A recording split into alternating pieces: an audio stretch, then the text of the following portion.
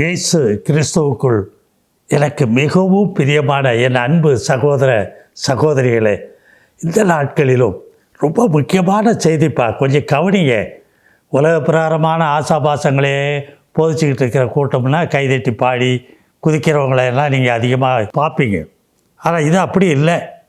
இது கடைசி காலம், ரொம்ப நெருக்கத்தில் வந்துட்டோம்.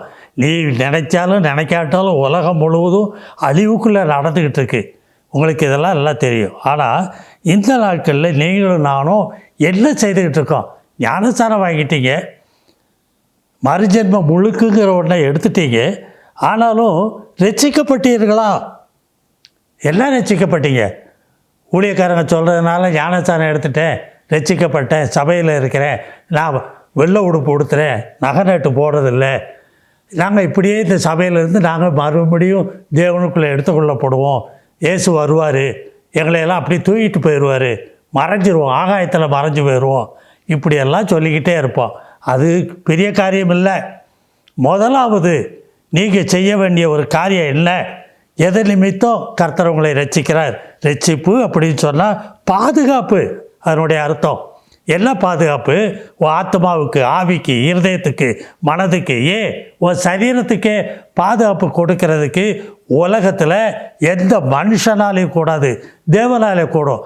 அப்போ அந்த பாதுகாப்புக்குள்ளே நீங்கள் வரணும் அப்படின்னு சொன்னால் என்ன செய்ய போகிறோம்னு பார்க்குறோம்.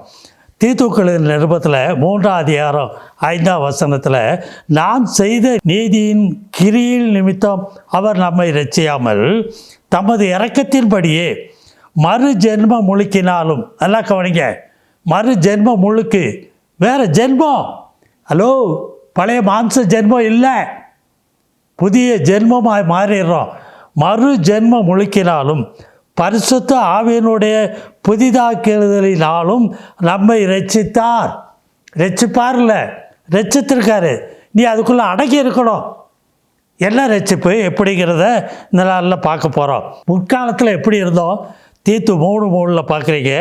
ஏனெனில் முற்காலத்திலே நாமும் உலகத்தில் உள்ள ஜனங்களை போல புத்தியினரோ, புத்தி இல்லை, கீழ்ப்படியாதவர்கள், தேவனுக்கு கீழ்ப்படியாமல் இருக்கிற ஜனங்களை போல அவர்களோட நாமும் அவருடைய வார்த்தை வசனங்களுக்கு, அவர் சொன்ன வார்த்தை ஆசீர்வாதம் மற்ற இதெல்லாம் பழைய ஏற்பாட்டு காலத்திலேருந்து உள்ள வாக்கு தத்தங்களையெல்லாம் எடுத்து பிடிச்சிக்கிடுவேன். ஆனால் இயேசு கிறிஸ்து வாயிலிருந்து பிறந்த உபதேசம் எங்கே? அவர் பிரசங்கித்த பிரசங்கத்துக்கு நீ காது கொடுத்து கேட்குறியா? கேட்டாலோடையே அதை பார்க்க முடியாது. அதனால தான் சொல்கிறார், கீழ்ப்படியாதவர்களும் வழி தப்பி நடக்கிறவர்களும். பார்த்தீங்களா? மாம்சத்தின்படி நடக்கிறவங்களா? ஆவிக்குரியவனா மறுபடி பிறந்துட்டேன்னு சொல்லிக்கிட்டு ரசிக்கப்பட்டேன்னு சொல்லி மாம்ச வழியில் நடக்கிற வழி தப்பி நடக்கிறவங்களா இருக்கிறியே, மன திருப்பு. தேவனாகத்தான் சொல்கிறாரு, பலவித இச்சைகளுக்கும் இன்பங்களுக்கும் அடிமைப்பட்டவர்களாய் துர்க்குணத்தோடும் பொறாமையோடும் ஜீவனம் பண்ணுகிறவர்களாய். அதுதான் பழைய காலம். பழைய காலத்தில் அப்படி இருந்தோம், இப்பவும் அப்படித்தான் இருக்கிறேன். எப்படி?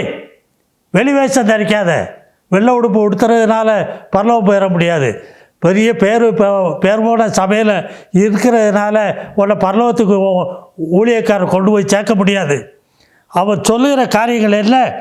அதில் எப்படி தான் இருந்தோமா? ஜீவனம் பண்ணுகிறதாகவும் பகைக்கப்படத்தக்கலாய், தேவனால் பகையாக இருந்தோம், மனுஷருக்கும் பகையாக வாழ்கிறோம். வெளி வேஷமா? ஞாயிற்றுக்கிழமை சபைக்கு வந்தால் மட்டும் போதுமா? பைபிளை எடுத்தால் தூக்கம் வருது இல்லை, கொரட்டை விட்டு தூங்குற லெவலுக்கு ஜெபம் பண்ண முடியலை. என்ன செய்கிற? என்னவா இருக்கிற? யோசிச்சு பாருங்கள். இதெல்லாம் ஒருவருக்கொருவர் பகைக்கிறவர்களா, சகோதர சிநேகம் இல்லாதவர்களாகவும் இருக்கிறோம். கண்ணால் பார்க்குற மனுஷனே அன்புற முடியலையே. அப்போ இதெல்லாம் விட்டு மனம் திரும்ப வேண்டியிருக்குது. தீத்து 2:14 அவர் சொல்கிறாரு, அவர் நம்மை சகல அக்கிரமங்களிலிருந்தும் மீட்டு கொண்டு தமக்குரிய சொந்த ஜனங்களாக மாற்றிட்டாரு. நற்கிரிகளை செய்ய நீ பக்தி வைராக்கியம் உள்ளவர்களாக உன்னை மாற்றுகிறாரு. நற்கிரியை செய்யணும், நற்கிரியை செய்கிறவர்களாக மாறணும். துர்க்கிரியைக்கல்ல, உன் பாவ சரீரத்தில் இன்னும் மறுபடியும் வாழ்கிறதுக்கு அல்ல. இது மறுஜென்ம முழுக்கல்ல. அவை சுத்திகரிக்கும்படிக்கு நமக்காக தம்மை தாமே இதுக்கு தான் ஒப்பு கொடுத்தாரு. தீத்து 3:6 பார்த்தீங்கன்னா, தமது கிருபையினாலே நாம் நீதிமான்களாக்கப்பட்டு நித்திய ஜீவன் உண்டாகும் என்கிற நம்பிக்கையின்படி சுதந்திரராக்கத்தக்கதாய், அந்த நித்திய ஜீவனை சுதந்திரிக்கத்தக்கதாய். நீ ஜீவன் அடைஞ்சிட்டேன்னு சொல்லலாம், வாய்வனை சொல்லலாம். ஆத்மா அடைஞ்சிருக்கா, வாவியில் ஜீவன் உண்டாயிருச்சா? அன்பு, தேவ அன்பு, அதான் ஜீவன். தீத்து 3:7 நமது இரட்சகராய் இயேசு கிறிஸ்து மூலமாய் அந்த பரிசுத்த ஆவியை நம்மேல் சம்பூர்ணமாய் பொழுதெழினார். பிதா பரிசுத்த ஆவியை சம்பூர்ணமாக கொடுத்துருக்கார்ப்பா. அப்பப்போ வந்து போகிறதுக்கு இல்லை, நீ கைதட்டி ஏதோ பாச்சையில் பேசிக்கிட்டு ஆடிக்கிட்டு இருக்கிறதுக்கு மாத்திரம் அல்ல. உன்னையிலேயே ஏமாற்றிக்கிடாத. அந்த அபிஷேகம் உன்னை வழி நடத்தணும் 24 மணி நேரமும். ஹலோ, நல்லா கவனிங்க. பாவத்தை குறித்து, நீதியை குறித்து, உலகத்தை குறித்து உன்னை கண்டித்து உணர்த்தி ரட்சிப்பை உள்ள வெளிப்படுத்திக்கிட்டே இருப்பார். ரோமர் 6:3 பார்த்தீங்கன்னா, கிறிஸ்து இயேசுக்குள்ளாக மறுஜென்மம் முழுக்கு ஞானஸ்தானம் பெற்ற நாம் அனைவரும் அவருடைய மரணத்துக்குள்ளாக ஞானஸ்தானம் பெற்றதை அறியாமல் இருக்கிறீர்களோ? பார்த்தீங்களா, மரணத்துக்குள்ளே ஆயிட்டோம். அவர் எதுக்கெல்லாம் இந்த உலகத்தில் மரித்திருந்தாரோ, உயிரோடு இருந்தார். அவர் ஜீவனுள்ளவராக இருந்தார். மரித்தோரோடு கூட அவர் மரித்தவராக இருக்கலை. பாவத்துக்கு மரித்து நீதிக்கு பிழைத்திருக்கத்தக்கதாய் பரிசுத்த ஆவியினாலேயே வழி நடத்தப்பட்டு இருந்தார். அப்படி மாறுபடிக்குத்தான் நம்ம அழைத்திருக்கிறார். ரோமர் 6:4 பார்த்தீங்கன்னா, மேலும் பிதாவின் மகிமையினாலே, மகிமைன்னு சொன்னால் கிரியை, பிதாவின் கிரியையினாலே கிறிஸ்து மரித்தோரிலிருந்து எழுப்பப்பட்டது போல, பிதா அவரை மரித்தோரிடமிருந்து எழுப்பி வச்சிருந்தார். இதான் ரோமர் 8:11. இயேசுவை மரித்தோரிடமிருந்து எழுப்பினவரின் ஆவி உங்களுக்குள் வாசமாக இருந்தால், கிறிஸ்துவை மரித்தோரிடமிருந்து எழுப்பினவர் உங்களுடைய சாவுக்கு ஏதுவான உங்கள் சரீரங்களையும் உயிர்ப்பிப்பார் சொன்னார். இதெல்லாம் கவனிங்க. நாமும் புதிதான ஜீவன் உள்ளவர்களாய் நடந்து கொள்ளும்படிக்கு அவருடைய மரணத்திற்கு உள்ளாக்கும் ஞானஸ்தானத்திலே கிறிஸ்துவுடனே கூட அடக்கம் பண்ணப்பட்டோம். அப்படியா? அடக்கம் பண்ணப்பட்டுட்டியா? அவரோட உயிர் தெழுந்து இருக்கிறியா? இல்லை, உன்னையே கிறிஸ்தவன் கூப்பிடுறேன். நான் அந்த சபையில் இருக்கேன், இந்த சபை இருக்கிறேன். சபையில் பெருமை பாராட்டிக்கிட்டாலே அதை புறமாக இருக்கிற வாழ்க்கை அது உள்ளான மனுஷன்லேருந்து வெளிப்படணும். உன்னை காண்கிறவர்கள் ஆவியின் கனி உடையவர்களாய் நீங்கள் இருக்கிறீர்கள் என்பதை அறிய உதவி செய்யாது. ரோமர் 6:5 பார்த்தீங்கன்னா, ஆதலால் அவருடைய மரணத்தின் சாயலில் நீங்கள் இணைக்கப்பட்டவர்களானால் அவருடைய உயிர்த்தெழுதலின் சாயலில் இணைக்கப்பட்டிருப்போம். அப்போ உயிர்த்தெழுந்திருப்ப, நீதிக்கென்று பிழைத்திருப்ப. நீதி தான் உங்கள்கிட்ட வரும், அநீதி வராது. பாவம் செய்ய முடியாது, அக்கிரமத்துக்குள்ளே நீ போக முடியாது. உலக ஆசாபாசங்களில் ஜீவிக்கிறதுக்கு பிரியப்பட உன் இருதயம் வராது, உன் மனது வராது, உன் ஆவி அதுக்குள்ளே திகைத்து இருக்காது. புது சிருஷ்டியாக இருப்பப்பா. பழையவைகள் எல்லாம் ஒழிந்து போயில. ஏன் மாற மாட்டேங்கிற? ஏன் கேட்க மனது இல்லையா? நீ மறுஜென்மம் முழுக்க எடுத்தவன் தானா? எடுத்தால் எப்படி இருக்கணும்னு சொல்லித்தான் அவர் சொல்கிறார். அவரோடு கூட அடக்கம் பண்ணப்பட்டோம். நீ எப்படி எழுந்திருப்ப? இல்லையே, அவரோடு கூட நீதிக்கென்று பிழைத்திருக்கும்படிக்கு, தேவனுக்கென்று பிழைத்து வாழும்படிக்கு அவரோடு உயிர் தெழுந்திருக்கணும். அதைத்தான் சொல்கிறாரு. ரோமர் 5 பார்க்குறோம். ஆதலால் அவருடைய மரணத்தின் சாயலில் நாம் இணைக்கப்பட்டவர் ஆனால் அவர் உயிர்த்தெழுதலின் சாயலிலும் இணைக்கப்பட்டிருப்போம். அவருடைய உயிர்த்தெழுதல், அவர் பாவத்துக்கென்று ஒரு தரம் மரித்தார், அவ்வளோதான். ஞானஸ்தானத்தில் மறுஜென்மம் முழுக்கல பாவத்துக்கு மறித்து பாவ மன்னிப்பை பெற்றுக்கொள்ளும்படி நீ ஞானஸ்தானம் வாங்கின. இதான் ஜலத்தினாலே மறுஜென்மம் முழுக்கு. மறுபடி பிறந்துட்ட தேவனுடைய ராஜ்யத்துக்குள்ளவா. அவர் ஆளுகை பண்ணட்டும். அவருடைய ஆளுகைக்கு உன்னை ஒப்புக்கொடு. உலக பொருளுக்கல்ல, தேவனுக்கென்று ஊழியம் செய்யத்தக்கதாய் உன் சரீர அவயவங்களை ஒப்புக்கொடு. அதுதான் உயிர்த்தெழுதலுடைய அனுபவம் உள்ள கடந்து வரும். என்ன பார்க்குறீங்க? ரோமர் 6:6 நாம் இனி பாவத்துக்கு ஊழியம் செய்யாதபடிக்கு பாவ சரீரம் ஒழிந்து போகும் பொருட்டாக நம்முடைய பழைய மனுஷன் அவரோடு கூட சிலுவையிலே அறையப்பட்டது என்று அறிந்திருக்கிறோம். பார்த்தீங்களா? அவரோ பக்கத்தில் இல்லை, அவரோடு கூட நாமளும் சிலுவையில் அறையப்பட்டுட்டோம். இது அறிந்திருக்கிறியா? வெறும் வசன வார்த்தையாக வச்சுக்கிட்டு இருந்து பிரயோஜனம் இல்லை. பலவந்தம் பண்ணுகிறவர்கள் இதில் உள்ள பிரவேசிக்க முடியும், இந்த அனுபவத்துக்குள்ளே வர முடியும். தேடணும். இதில் என்ன இருக்கு? நாளைக்கு உயிரோடு இருப்பியா? தெரியாதே. பிற என்ன பெருசாக இப்போ ஆகாயத்தில் மண்டலம், பெரிய ஆகாய மண்டலத்தில் உன் புத்தியில் அதை செய்யணும் இதை செய்யணும் தேடிக்கிட்டு அலையிற.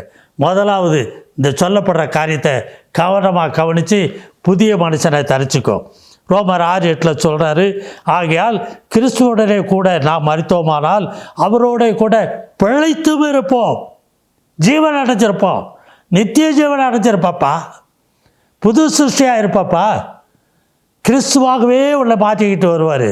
ஹலோ, உனக்கு என்ன வேணும்? எல்லாம் உண்டாக இருக்கும், சகலமும் அவருக்குள்ளாக நிறைவாக இருக்கும். இன்னும் பார்ப்போம், ரோமர் 6:10 அவர் மரித்தது பாவத்திற்கென்று ஒரே தரம் மரித்தார். நீயும் அப்படித்தான். இல்லையும் பாவம் செய்கிறதுக்காக வேண்டி கிருபை உனக்கு கொடுக்கல. பாவத்துக்குன்னு ஒரே தரம் மரித்தார். நீயும் பாவத்துக்கு மறிச்சிட்டியா? உலகம் ஒரு வேளை உன்னை நெருக்கி வரலாம், சத்ருவானவன் நெருக்கி வரலாம், இச்சைகள் ஒன்று உன்னை தூண்டலாம். ஆனாலும் உனக்குள்ள ஒரு சிறிய தவறுகள் வந்தாலும் கூட கதற தெரியணும், கண்ணீர் விட தெரியணும்.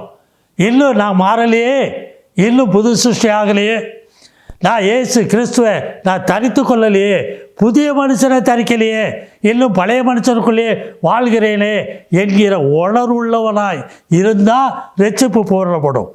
அதான் ரோமர் 6:11 சொல்கிறாரு, அப்படியே நீங்களும் உங்களை பாவத்திற்கு மறித்தவர்களாகவும் நம்முடைய கர்த்தராகிய இயேசு கிறிஸ்துவுக்குள் இனி வாழ்க்கையில் தேவனுக்கென்று பிழைத்திருக்கிறவர்களாகவும் எண்ணிக்கொள்ளுங்கள். முடியலையா? கதறு, கூப்பிடு, உனக்கு பலன் கொடுப்பார். பலனற்றவனுக்கு பலனை கொடுப்பார். சத்துவம் இல்லாதவனுக்கு சத்துவத்தை பெருக பண்ணி எல்லாத்தையும் ஜெயிக்க வைப்பார். பாவத்தை, பாவ சரீரத்தை, உலகத்தை, சத்ருவாய பிசாசானவன ஆகாய மண்டலத்து அதிகார பிரபுக்களுடைய கூட்டத்தை நீ ஜெயிச்சிருப்பாப்பா. அதைத்தான் சொல்கிறாரு ரோமர் 8:10, மேலும் கிறிஸ்து உங்களில் இருந்தால் மறுபிறப்பு அடைஞ்சிருக்கிறியா? அவர் உள்ளே வந்துடுவார். அவர் உனக்குள்ளே இருந்தால் சரீரமானது பாவத்தின் நிமித்தம் மரித்ததாக இருக்கும், ஓ ஆவி நீதி நிமித்தம் ஜீவன் உள்ளதாயும் இருக்கும். இதான் ஜீவன். தேவ அன்போடு நிறைஞ்சிருப்ப. இன்னும் சொல்கிறாரு யோவான் 5:25, மரித்தோர் தேவ குமாரனுடைய சத்தத்தை கேட்கும் காலம் வரும். மரித்தோர் பாவத்துக்கு மரித்திருந்தா, உலகத்துக்கு நீ மரித்திருந்தா, உன் பழைய மனுஷனை முற்றிலும் சிலுவையில் அறைந்து மரணத்துக்கு ஒப்பு கொடுத்திருந்தால், அவரோடு கூட நீ மகிமையாய் எழுந்திருந்தவனாக இருந்தால், இப்போது தேவ குமாரனுடைய சத்தம் கேட்கும் காலம் வரும். உன் ஆத்மாவில், உன் ஆவியில், உன் இருதயத்தில் அந்த தேவ குமாரன் பேசுவார். அது இப்பொழுதே வந்திருக்கிறது. பார்த்தீங்களா? அதை கேட்கிறவர்கள் பிழைப்பார்கள். அதான் பெரிய காரியம், முக்கியமான காரியம்ப்பா. அவர் பேசிக்கிட்டே இருப்பாரப்பா. யோவான் 6:44 என்னை அனுப்பின பிதா உலகத்துக்கு எதுக்கு அனுப்பினார்? அவரை போல நீ மாறணும், புது சிருஷ்டி ஆகணும், சகலத்தையும் ஜெயிச்சிருக்கணும். ஒருவனை இப்படிப்பட்ட அனுபவத்துக்கு இழுத்து கொள்ளாவிட்டால், ஹலோ, அழைத்தவர் தான் உன்னை தெரிந்து கொள்ளணும். அவன் என்னிடத்தில் வரமாட்டான், குமாரனிடத்தில். அதான் உலகத்தில் நீ குமாரனை கண்டு அவரை நீ அன்பு கூறணும், அவரிடத்தில் அன்பு கூறணும், அவரோட ஜீவிக்கணும். யோவான் 14:6 நானே வழியும் சத்தியமும் ஜீவனுமா இருக்கு. என் வழியில் நட. நான் சொல்கிற சத்தியத்தை நீ கேட்டு விடுதலை அட. சத்தியத்துக்கு சாட்சி கொடுக்கத்தான் இந்த உலகத்தில் நான் வந்து பிறந்தேன். அவர் சொல்கிறாரு, சத்தியவான் எவனும் என் சத்தம் கேட்கிறான். குமாரனுடைய சத்தம் கேட்க தெரிஞ்சிருக்கணும். கேட்டிருக்கிறியா? எங்கெங்கெல்லாமோ போய் கூட்டத்தில் போய் அந்த ஊழியக்காரர் இந்த ஊழியக்காரர் அவர் சத்தம் நல்லா இருக்காரு, அவர் என் பேரை சொல்லி கூப்பிடுவார், என்னை ஆச்சரியப்பார். என்னப்பா இந்த மனுஷமாரை நம்பிக்கிட்டு அலையிற? உனக்குள்ளே பலப்படுறதுக்கு தான் அவங்கெல்லாம் இருக்காங்க. அவங்க அதைத்தான் போதிக்கணும். அதை விட்டு வேறு எதையோ போதிச்சா அவங்கள விட்டு தூரமாயிரு. இன்னும் வேகத்தில் சொல்கிறாரு 2 பேதுரு 11 சொல்கிறாரு, இவ்விதமாய் நம்முடைய கர்த்தரும் இரட்சகருமாகிய இயேசு கிறிஸ்துவனுடைய நித்திய ராஜ்யத்துக்கு உட்படும் பிரவேசம் உங்களுக்கு பரிபூர்ணமாய் அளிக்கப்படும். வீணான மனுஷனே, மதியேடனே, ஐஸ்வர்யவானாக தீர்க்கிறவனே, திருந்து மனம் திரும்பு. பரிசுத்தமுள்ள நல்ல பிதாவே, இந்த வேலைக்காய் உம்மை துதிக்கிறேன், ஸ்தோத்திரிக்கிறப்பா. மறு ஜென்ம முழுக்கினாலும் பரிசுத்த ஆவியினாலும் வழி நடத்தப்பட்டு அந்த ரட்சிப்பை கண்டவர்களாய் மாத்திரம் இல்லை, அந்த ரட்சிப்புக்குள்ளாக பூரணப்படுத்தி கொள்ளத்தக்கதாய் கேட்ட வசனத்தின்படி ஆசீர்வதிப்பா, உணர்வடைய செய்யும். கர்த்தரும் அருமை ரட்சகருமான இயேசு கிறிஸ்து மூலம் ஜெபங்களும் ஜீவனுள்ள நல்ல பிதாவே, ஆமென். For contact, Evangelist K.P. John David, Door of the Light Ministries, Kovilpatti, 628-502. Phone number 7200-620090, 8072148809. Bank details: State Bank of India, Kovilpatti. Account number 110177951101. Branch code 00859. IFS code SBIN 0000859. MICR code 627002011. SWIFT code SBI NIN BB 469.